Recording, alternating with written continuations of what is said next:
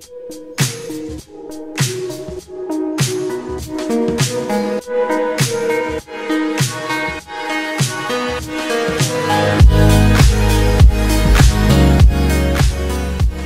hello everyone. Thank you so much for joining me for this edition of Getting Together.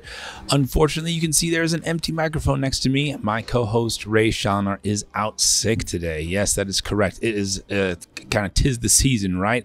It's rolling through different places, but we wish our best for Ray and a quick recovery.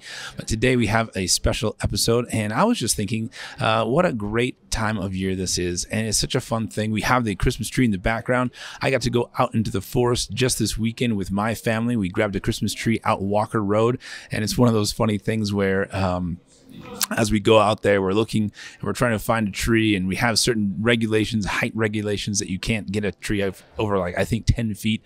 And that sounds big when you're standing in your house thinking about, okay, 10 feet. Yeah, it's going to be maybe brushing up against the ceiling. And then once you get out into the forest and you think, oh, yeah, that's a small tree, it's all relative, right? So then all of a sudden we're cutting down this little teensy tree, bringing it back into our house and realizing just how sparse those branches are. But it's still a really fun experience. It's a great thing to live this close to the Prescott National Forest, where we can go out, cut our own trees, bring it back, decorate it, and have that nice fresh pine smell, and get ready for the holidays, which are just right around the corner. So thank you so much for joining us today. We are going to have a special guest. His name's Lungani. I hope I am pronouncing that right. I'm sure I will be corrected in just a few minutes as he joins us, but it's going to be a great interview.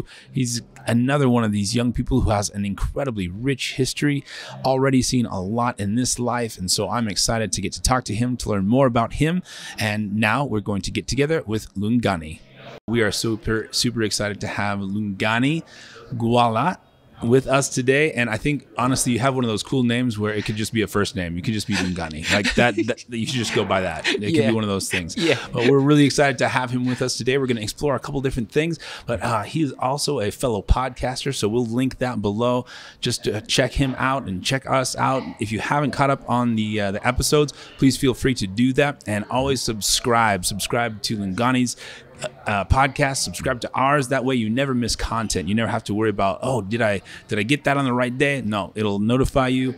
Get those things subscribed, and we are really glad to have you with us today. And Lungani, welcome so much. Welcome, and thank you so much for being here today. No, Jeremy, thank you so much for having me here today. Absolutely. So I'm excited to learn more about you. We're here at the Porch, downtown Prescott, and Jesse said, man, if there's someone you're going to interview, it should be this guy. So I'm excited to hear more about your story, but why don't you tell me just a little bit of kind of where you were born, where you grew up? Yeah. Well, I am originally from South Africa. Hence the awesome accent. Yeah, that's right. Well, yeah. A lot of people, they say, yeah, it's an awesome accent, but you know, because I grew up traveling a lot. Okay. And I ended up, absorbing a whole lot of different accents from different places. So, yeah, I'm kind of like accentless, if that makes sense. But of course, I do have an African accent, and especially if I speak my, my language, my own language. Which would be what? What's your native language? Oh, it's Zulu. It's Zulu. A very interesting one. Yeah, it's from Zulu tribe, and it's Zulu. That's awesome. Yeah, it has a lot of clicks. You know? So I warn you, if you want to learn it. Yeah. If you want to learn it, got some things that we don't normally take part in here in English, huh? Yeah. That's English really cool. is kind of like very smooth. Although it's a bit confusing. Yes. But it's very soft and just flowing. Nice. Zulu has a lot of clicks. Okay. Like ka, go. So it's crazy. But yeah, that's really cool. I grew up in a city called Durban. It's very beautiful. Yeah, it's Durban. Okay. It's very beautiful. Like Miami vibe. Oh, okay. So close to the ocean. Yes. Close to the ocean. Very cool. And Durban, on population-wise, we're talking like pretty big city, like Miami, or? It is. Yes. Oh, wow. Okay. It is a big city. I cannot be exact with the number. Okay. But it is a high population city. Awesome. Yeah. Very really beautiful, clean. Okay. Yeah. And then, so, I mean, living by the beach, how do you end up in a place that has sand but no water? That's a good one. That's a good one. It's a huge change, I know. Yeah. But from traveling, I got used to it very quickly. Okay. But what happened is I am an adopted son. My dad is an American. Oh, okay. He is originally from Washington, D.C. Oh, yeah. And he's a ballet instructor. All right. Yeah. So one time they were driving, across the sea. It's what you guys do a lot here in America, like driving across the country or something like that. We just go for a drive. Yeah. Just for kicks. So they were doing that before my dad moved to here. Yeah. Because he's a teacher and he travels a lot, so they were having some time to drive around the country, and somehow they were driving around here in Prescott, and all of a sudden my dad my dad is has some health issues. He had a lot of operations. He has chemo. So each and every time when you start getting serious, people would panic. They think maybe he's sick. So what happened is when they drove around here, he was like, stop. And then it was like, oh my God, okay, what's going on now? And he was like, I feel like my blood belongs here. I've never felt this before, That's amazing. Only to find out that the laws would change in New York, because he was running a school in New York, an academy in New York, and they started requesting for certifications that were very expensive. If you are an academy or a school, you have anything in your organization that has academy or school or teaching, you need a specific certification that is very expensive, and everybody else changed their names to dance studio, and some of them they left. Those who didn't want to change who they are, they left. And then my dad moved to here. Wow. And by then I was in South Africa, obviously, and so because now he has to start over. And I'm a dancer too, and he's a dancer, and I had to come here and help him out to rebuild the academy. Wow. So I'm just that's kind of interesting, because when I think of a place like New York, it seems like one of those places that wants to foster as much of that that art, that culture, those kinds of things. And so to hear that they were actually putting restrictions on and making it more difficult for those kinds of places is kind of a new thing. I didn't realize that they had done that. But super glad that it sort of coincided. So he finds this place, and I understand that sometimes Prescott is one of those places where a lot of people come for health reasons because of the dry air, the elevation can help as well, and then some people don't experience nearly the amount of like allergies and things like that too. So sometimes it'll help with some of those health issues. So that's really cool that it worked out for your dad. I had a lot of issues when I got here. I mean, did you? Yeah, because Durban is very warm. It's like Florida weather. It's moisture and Oh yeah, humidity. We don't have that. Yeah. So when I got here, I would have nosebleed. All the time. I would have very dry skin. Yes. Lotion becomes your best friend. Right out of the gate. But I have adjusted. It didn't take me, that much time to adjust. I've adjusted. I mean, I got used to the weather. But except for my feet. Your feet? Yeah, my feet. I call them reptile feet. Okay. Because they're very cold. It's the only thing that is cold in my body. Oh, yeah. And if I get too much cold in my body, then I can get sick easily. Gotcha. Yeah, so otherwise, get used to it. Okay, cold feet. This is the thing. So my wife, she's like chronically cold feet, right? And so at night, she'll try to put her feet next to me. Like, I just have to warm them up. Like, no, they're ice cold. Get away. So yes, we feel you on that one. Yeah. So help me out with your story here. So as you're born, and at what age are you adopted by your parents now? Oh, I was very young. Probably before the age of 15. Not officially though. We started having this communication when he was in New York and I was in Durban. Okay. And we started communicating because he's a dancer. He looked at me and made a research about me, and he said, the first email that he sent to me was like, hey, I've been following you. Oh, wow. I've been following you. I see you, but I don't see anyone that is behind you. You're a young person and you do all these travelings and stuff like that. I mean, when I was in South Africa, I worked with street kids. Wow. Teaching them dance. Yeah. And I traveled and I did a lot of things, which maybe later on we'll get into that. But he's been following me. and he sent me an email, and it was so emotional. It was I'm not a crybaby. I wasn't even before. I am, so that's okay. within, I was crying. Oh yeah. You know, within I was crying. It's like, you know, how can a person who's very far understands who really I am? Wow. While people who are, you know, next to me didn't Don't even understand. get you. Yeah, Yeah. they didn't understand who I was. You know, I mean, even my family. I mean, my family from Durban.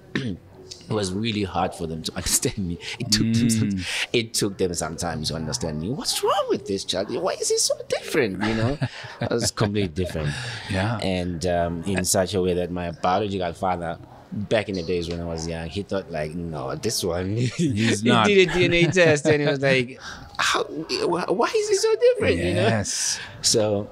So yeah, and then yeah, I'm also a spiritual person. So I actually literally had a dream that I'll be traveling to you know, I'll be moving to stay in a different place, but it wasn't specific. And yeah, and then I came here, and my dad was like, you know what, you've been traveling, I've been traveling, we haven't been spent time together. I invited him to South Africa like 3 years ago. Yeah. Because we are also going to be establishing the same academy in South Africa. Oh wow. Yeah. Okay.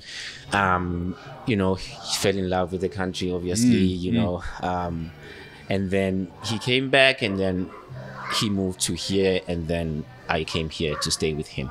Okay. Yeah. And so now you're legally adopted by him, and We in the process. Oh, you're in the process. Yeah, getting Okay. the legal documents. fair Yeah. enough. Yeah. And you mentioned brothers and sisters, and that you're very different than them. How many brothers and Very sisters do you have? Oh, I knew that question was going to come up Yes. because it's the hardest question for me. You know? Okay. Yeah, I don't know, 14? 14, I don't okay. know. It's There you like, go. there's plenty of us. I mean, my biological father had a lot of kids. Gotcha. And some of them I got to know when I was grown up. Okay. Like, oh, you my brother? Okay.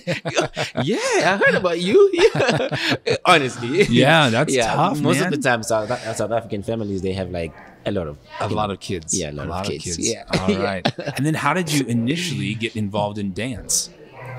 Since I was very young, I believe in supernatural. Yeah. I believe in superpowers, you know, from very young age. That's why I was different. It was confusing to a lot of people.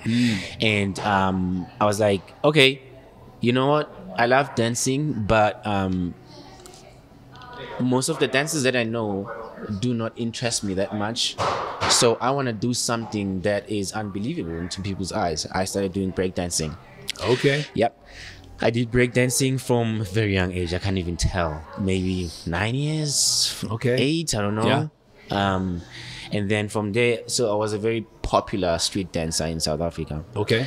And then from there, I fell in love with the entire art of dance. And then I was like, you know what? I want to learn different dance forms. Yeah. And I went to study in some performing arts school in Johannesburg, South Africa. Wow.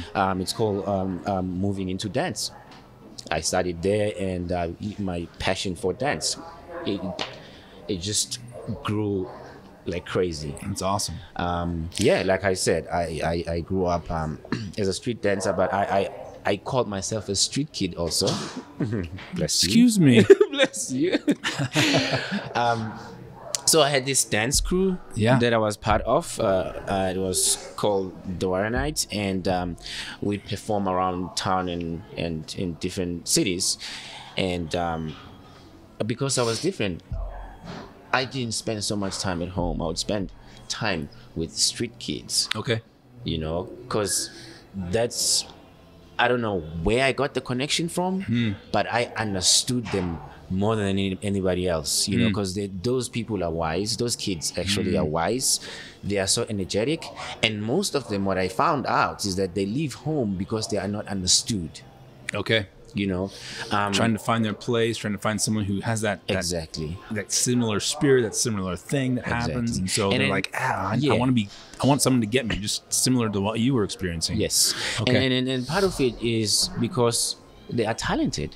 You know, if you have an unusual talent, obviously you're gonna be weird to people because we are used to things that we grew up next to, and if we experience something that is completely different, we doubt it. Like, hey, what's going on? What's wrong with you? Something's wrong with you. You know, so I think I really connected with those kids because I went through the same thing. Yeah. You know, where they're like, what are you doing? You know, so I would have conversations with them, find out. They'll tell me, you know, at home I feel like I'm being abused because they don't understand me. They force me to do things that I'm not passionate about. Right. But this is what I want to do. A lot of them, they were skateboarders, you know, and we created a dance crew, and I wasn't, you know, like expressing this to other people. It was a private thing that I do, which is as private as my spiritual life. Yeah. So yeah, and Nice. some of them, they ended up getting different work, different passion, you know, being waitresses and you know, working for different companies. Yeah. After we have found something that we can relate to and do together, which was performing. It's good. You know, and really amazing experience. And so who are some of those influencers in your life as you're exploring break dancing and things like that? Who are you watching? What were you looking at? How are you like, oh yeah, this is an art form that I want to be a part of? Like, who are those influencers for you? I watched a competition called Red Bull BC1. Okay. Yeah, it's really funny because when I grew up, obviously we couldn't afford a lot of things at home. You know, we just so I didn't have a cell phone. I didn't have. We just had a DVD, and I would, you know, go to different competitions to watch big people. Okay. You know, battling and performing, and then maybe I'll get a CD that I can watch at home. Yeah. So I was fortunate to get this CD from Red Bull BC1, a recorded CD. So I watched that like every day, every day. Jeremy, I was crazy. I would wake up 6 a.m. Yeah. Go to the sport ground and practice until 6 p.m. or sometimes 9 p.m. when it's really dark. I can't even see what movements I'm doing, but I would feel it. Yeah. And that paid off.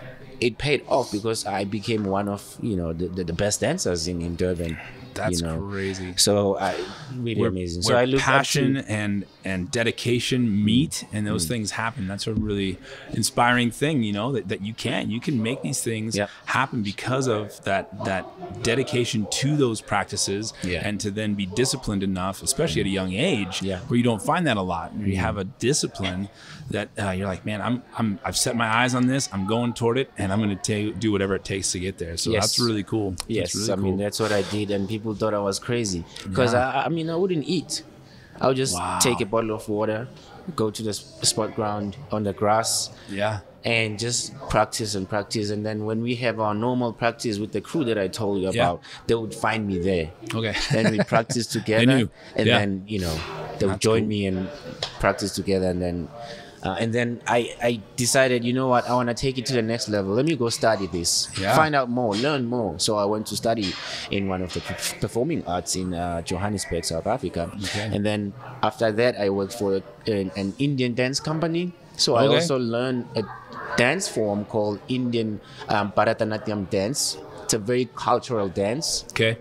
Yeah, very, you know, grounded, cultural Indian dance from the East. Okay. So I learned that too. So now, is there like a fairly large Indian population there in Durban? Yes. Okay. Yes. So there's plenty of those influences. If I'm not mistaken, they will correct me on the comments. Oh, but yes, like of maybe course. 40%. Wow. Okay. So it's pretty prevalent. Yeah. It's a lot of Indian people in South Africa. That's in such a way, there's a gentleman called Trevor Noah. He's a South African. Yeah, he's a South African comedian. Yeah.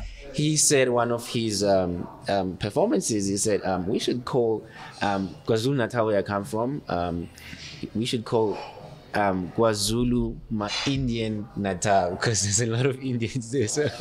Gotcha. Yeah. Okay, so yes, very prominent. Very prominent. But anyways, it was a joke, But yeah. So now it sounds like you're not only expanding the disciplines in dance, but are you now kind of going into ballet a little bit more because of who your adopted father is? And so are you exploring that? And have you had a chance to sort of dive into that world of ballet? Yes. Or where are you at in that journey? Yes, I am studying as well. Okay.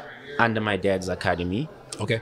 And what's your dad's academy name? It's called the Margaret Fontaine Academy of Ballet. Okay, so there's some crossover. We've talked to someone about this very I think that's Jen. Academy. Yes, Jen. Yeah, Jen. Okay, yeah, very Jen cool. is part of the board, I think. Yeah. All right. Yeah. So I'll touch a little bit on the method that my dad used, it's quite different. I think he's also one of the few people that still has that quality, that foundation of the true teaching of ballet. Okay. And it's what they used before for dancers so that they can stay in the dance career for longer. Okay. What happens now is people, they want to be stars, and they want to do all these crazy things, bend your body, lift your leg, and jump high and do all these crazy things, and then you dance for 5 years and you're done. You're done. Your body's done. Exactly. And you haven't done it enough to teach somebody else. Just because you were famous enough, it doesn't mean you've done it enough to be able to teach somebody else. So what happens with my dad, I'm doing an international training certification. So what happens with my dad's training, or the Margaret Fontaine Academy training, is we teach the use of muscles. Okay.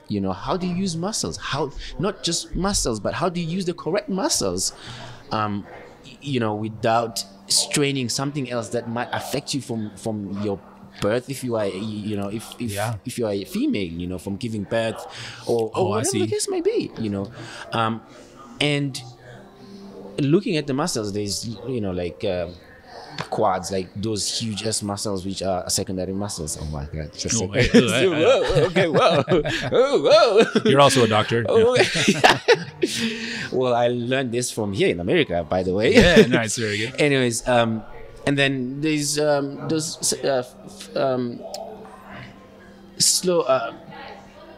there's secondary. What's the previous one? First one? Primary? Primary, yes. Yeah. The primary muscles are the ones that are very quick firing muscles. Okay. How to use that, how to use those.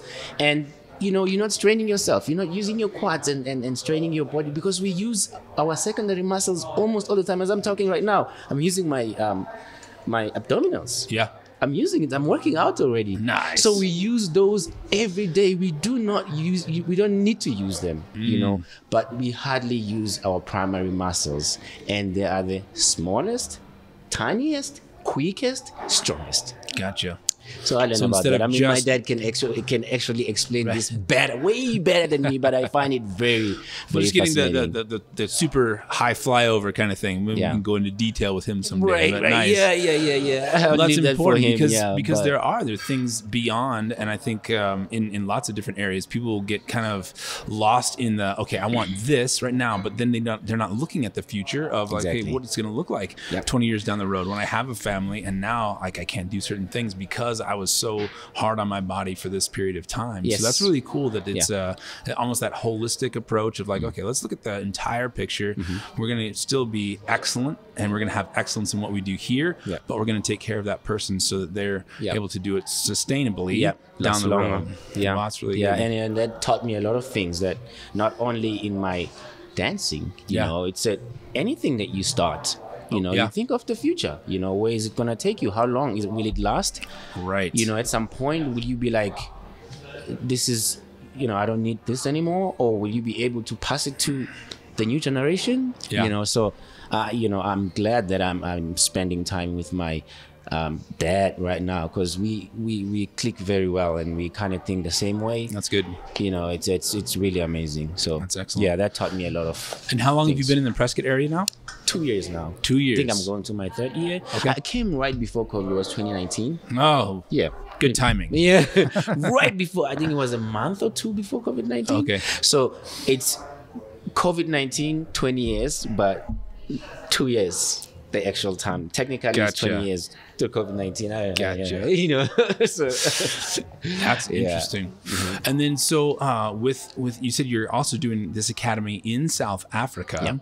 And how is that process going? How far along are you in that? And sort of what's the goal there? So what happened is when I invited my dad. So Margaret Fontaine is a lady who also danced the longest in the history of ballet. So what she did is she went to South Africa, Durban, in my city. Oh wow! And she built a school.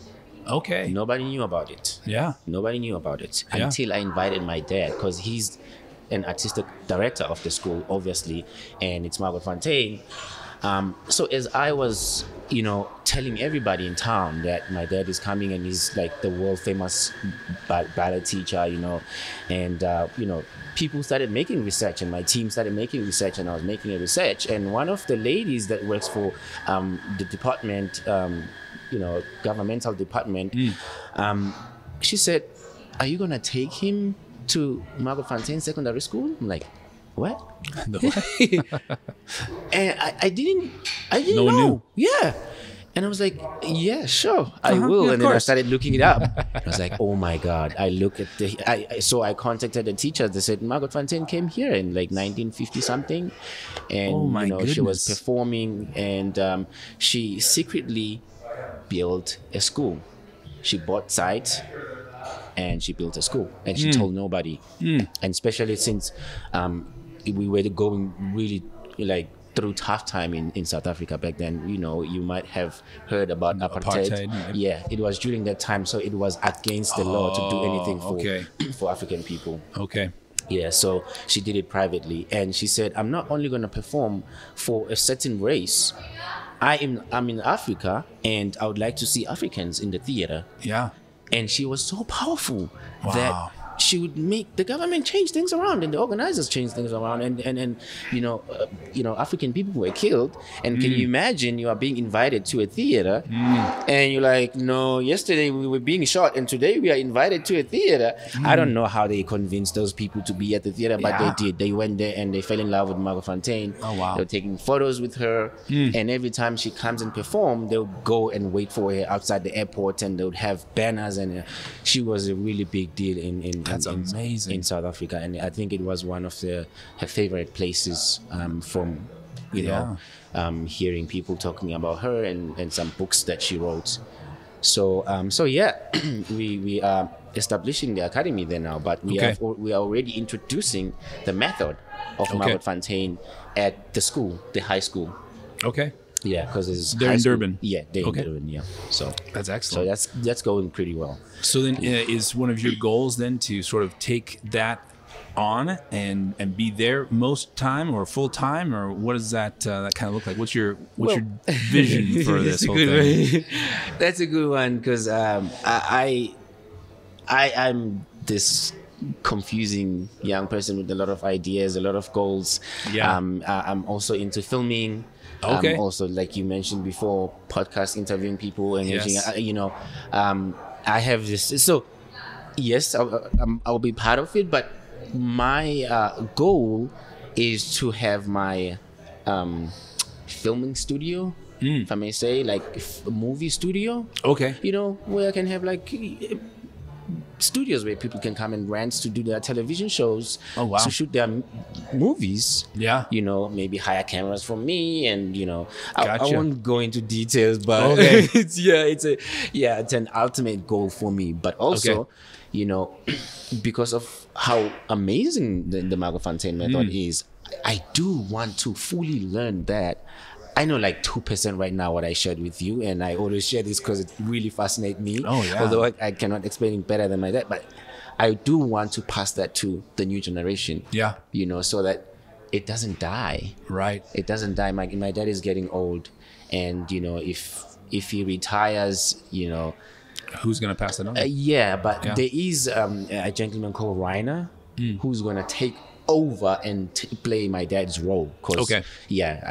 He's full-time ballerina, and he's amazing. Yeah, he's an amazing guy. That's cool. But I'm just here to assist, and I know at some point, though I won't be like a huge ballerina that is well known, but I will have this crazy method. If you've watched Chinese movies where the master teaches somebody Yes, and then yes. they look at him like, and then the next thing he teaches, because he has the information, even though I won't do it as perfect as the actual ballerinas, because I'm hip-hop structured. I've danced hip-hop for my entire life, but I will know what's right and what's wrong, and what will help them in the future, in the next 10, 20, 50 years.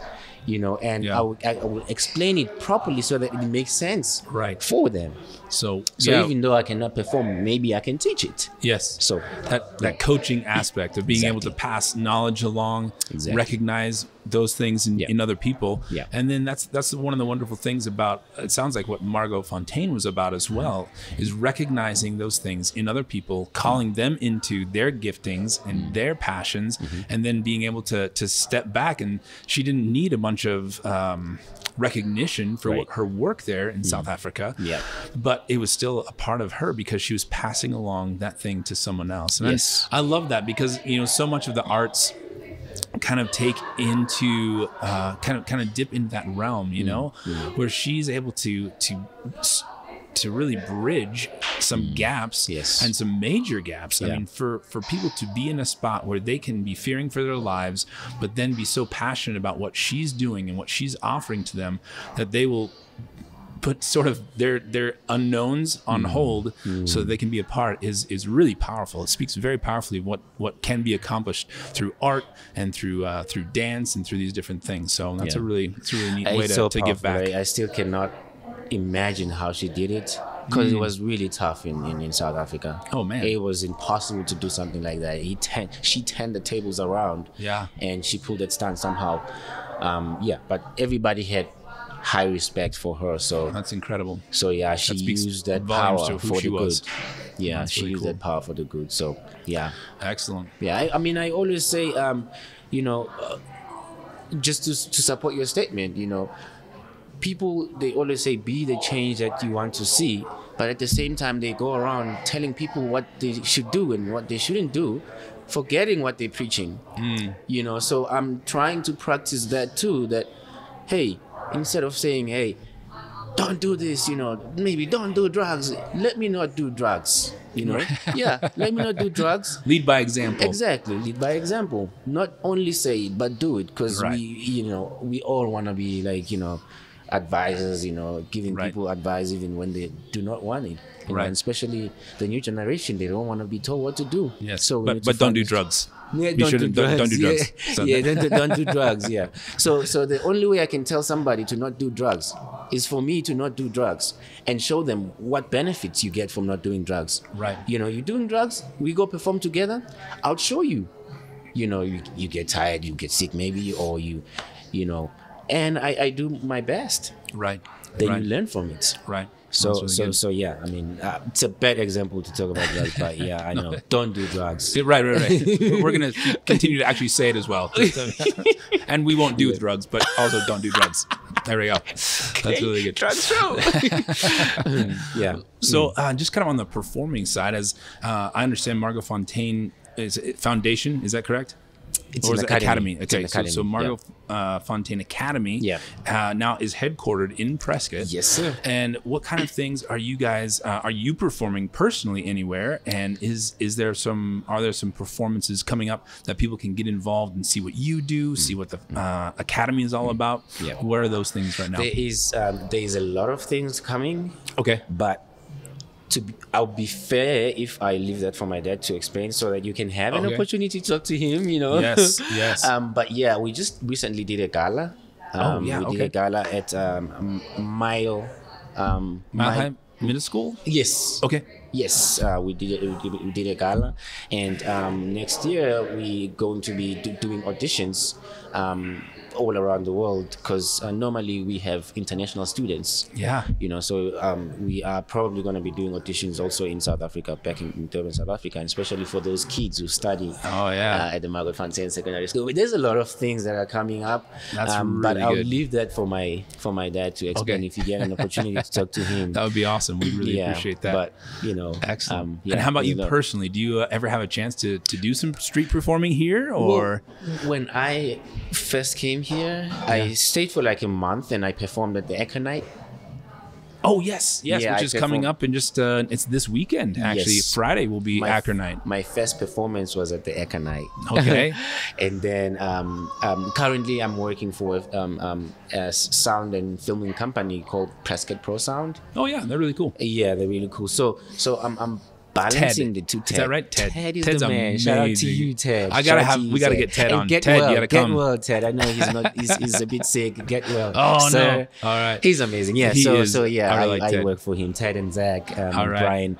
There is a big future for me in the filming industry, and there's also a big future for me in the dance world. So I'm balancing the two, with my podcast also, my online. I have online television. It's called Diverse TV. Okay. So on Diverse TV, we give a platform for maybe like upcoming musicians to publish their music, Nice. music videos, and maybe we'll talk about that later on. Okay. But yeah, in dance world, since it's been COVID, my dad has been sick for too long, and he's very conscious about doing anything in the public. Okay.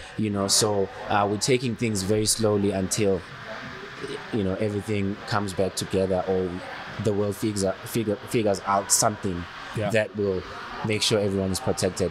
Okay. And make sure that everyone goes forward without any issues. Okay. Yeah. That's really good. Yeah. Awesome.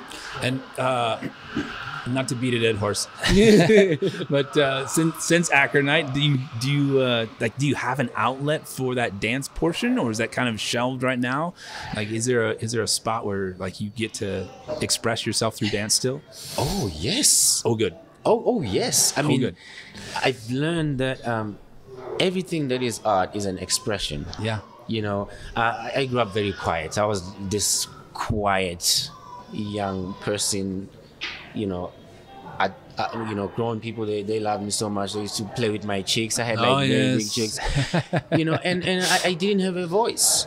I was bullied at school. I was bullied, even where I started performing art. I was bullied. Everybody else would tell their story. When I tried to say something, people would just walk away or just make fun of it, and nobody would listen to me. Yeah. And which is part of the reason why I started being an ear for a lot of people. That's why I started the Global Sunday Show, where we let people speak about their journey. Okay.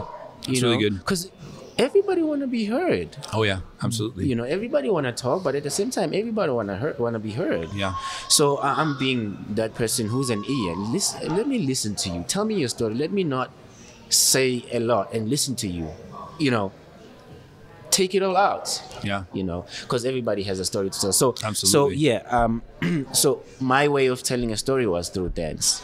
Okay. Because I love acting also. So my dancing became very powerful because I had like acting qualities in me also. Because when I was young, before I even danced, it's funny, me and my friend, we used to act the entire movie, act for like 2 hours. Okay.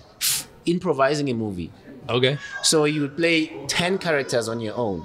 Yeah, nice. And I'll play 10 characters. You the leading character, you with me, at the same time you're my enemy, at the same time you're a person who's just passing by. So we'll do that for like 2 hours, playing on the grass, and then having a conversation, fighting if there's a fighting scene, and all this crazy stuff. So fortunately that played a huge role. It was fun and it was playful, but it played a huge role in my dancing. Okay. Because all of my choreography that I did was a storytelling choreography in which everybody, I don't know, maybe everybody is doing the same thing, but mine was very deep because when I graduated, my teachers came to me, they said, "What are you doing to us?" He was in tears. And he said, "What are you doing to us?"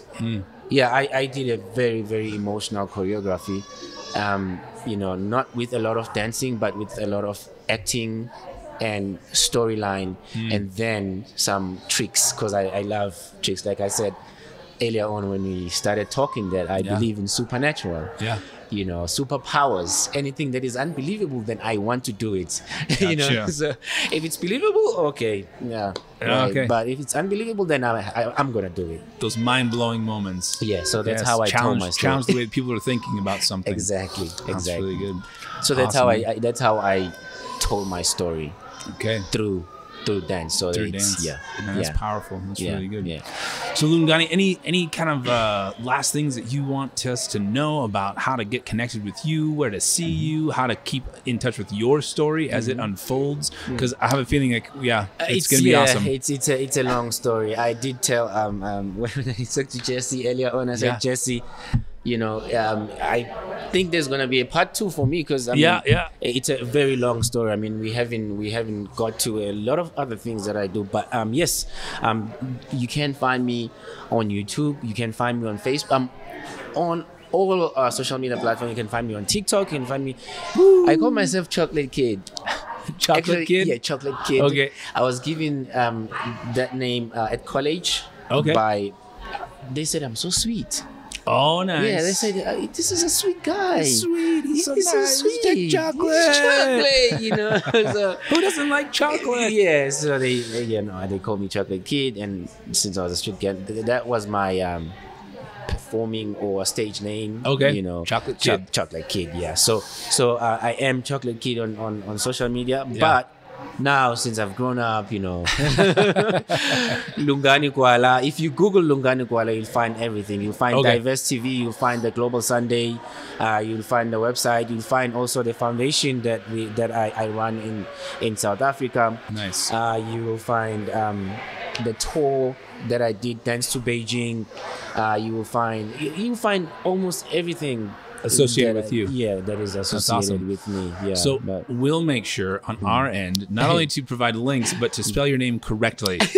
So we'll make sure that everyone can Google that and get the information that ties them to you. And so real quick, how old are you, Lungani? I'm 32. 32. Yeah. So man, you got lots of life left. Yeah. But man, what a rich history already. It's exciting to talk to you. So thank you so much again for coming on the show. And I have a feeling that there'll be some collaborative aspects of what we are doing, and so it's a really good thing to meet you, to talk with you a little bit, and I think we'll probably be looking out for part 2 with Lungani Gwala. Yeah, absolutely. And my last words for a person who's watching this or a person who's going to see this is, you know what? Always start. You know, don't wait for yourself to, there's always people who wait and say, okay, I'm just going to wait for December, or I'm going to wait until I find a microphone, or I'm going to wait until I get a good camera, If you have a vision, you have a goal, just jump on it. Use what you have and start working on it. You will grow from using the legal that you have. And also, don't be afraid, because there's a lot of people who get bullied and they keep quiet because they don't have a voice. Don't wait. Just start and do it. You will learn from it and you'll be comfortable in it. That's good. And if you do not do it, we might lose something that we'll never ever have in this world, because everybody has their own creativity. That's good. So do it. Start working on your goals right now. Yes. That's all I have for you today. That's a powerful message. It really is. And it's one of those things too that as I've grown and I've learned, I used to be so afraid of failure. I'm like, okay, well, I'm not going to do it unless I know that I can't fail. But then like that, I wasn't learning anything. And so stepping out, just like he said, man, stepping out, trying your hand at something. If you have that passion and put in the time, the dedication, just like we've been hearing about today, that thing of discipline and taking the appropriate steps, man, to really find that connection with what you are passionate about. Yeah, so, I mean, you're touching on things that are very important to me. I always talk about failure. I'm sorry if I'm taking so much time. I always talk about failure because a lot of people are scared of failure. You know what? You wouldn't be where you are right now if you did not fail. And trust me, if you do not know how to fail, or if you've never failed before, then how are you going to teach somebody else who has failed before? The reason why we fail is for us to have a story to tell, to encourage and inspire other people. Because there is a person out there who is feeling like they're failing right now. But when I tell my story of how many times I failed, and then it is going to resonate with them and be like, oh, so I'm not the only one who failed. No. Let me go on. Let me keep moving, Yes. So failure is just an experience. Yep. We have lifted this word failure and made it something that is very crazy. Failure is normal. Right. It's just an experience. So fail more. The more you fail, the more you grow. Yes. There it is, man. I love it. Absolutely. Well, don't fail to watch this program, and don't fail to watch it all the way to the end. And please do put your comments down below and check out all the things that we have been talking about today. We'll put all the links there, and we will make sure that you can connect, and we'd love to hear your story. So if you would like to be on our podcast, because there's a very powerful thing about being heard and having your story known, we'd love to talk to you. Come on down to the porch Mondays when we film and tell a little bit of your story. Thank you so much for joining us. joining us. Like, subscribe, and then subscribe and like again. Tell your friends about it and just blow this thing up. So we are excited about the future ahead, and we are having it is almost a new year. There's plenty of content to come. Again, you subscribe and you don't miss out on a single thing. So thanks again for joining us for this episode of Getting Together, and we'll see you next time. Bye bye. Thanks so much. Thank you so much.